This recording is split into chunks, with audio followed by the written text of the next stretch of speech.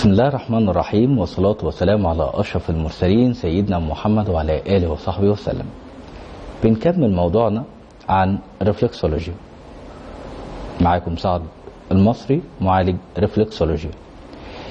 السؤال هنا: من يمكنه الاستفادة من العلاج بتدليك القدم؟ هل له سن معين؟ هل له مرحلة عمرية معينة؟ ولا لجميع المراحل؟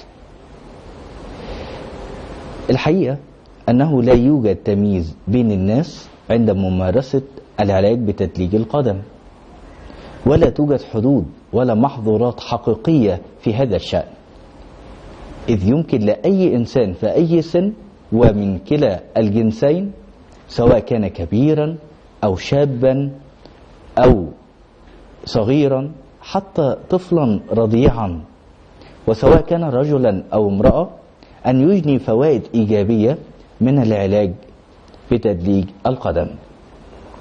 ولا يسبب العلاج بتدليك القدم أي ضرر لأي إنسان، ولكن تذكر فقط أن تلتزم الحيطة والحذر عند وجود جلطة دموية، إذ يمكن أن يسبب هذا العلاج تحركا للجلطة الدموية، وفي حالات مرض السكر لا سيما إذا كان المريض يأخذ الأنسولين.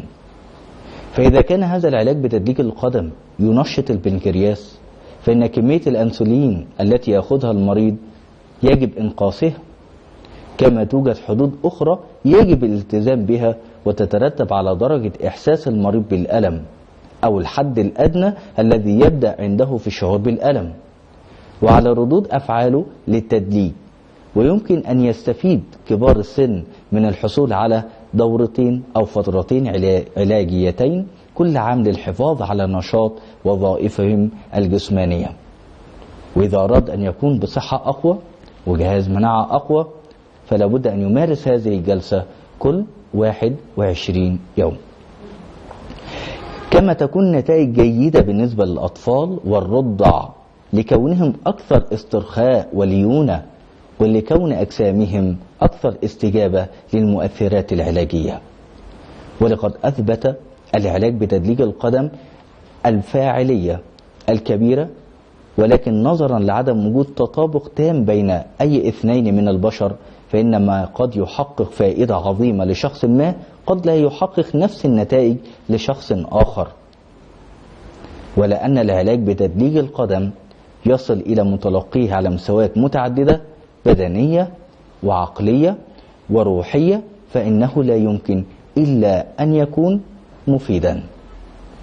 معكم سعد المصري معالج ريفلكسولوجي، ونتقابل في الحلقة الجاية إن شاء الله. أعزائي المشاهدين، للتواصل 012 36 90 535، أو عن طريق الإنترنت إيميل سعد_أستاذ_online@yahoo.com. من القرية الفرعونية أقدم تحياتي للكل.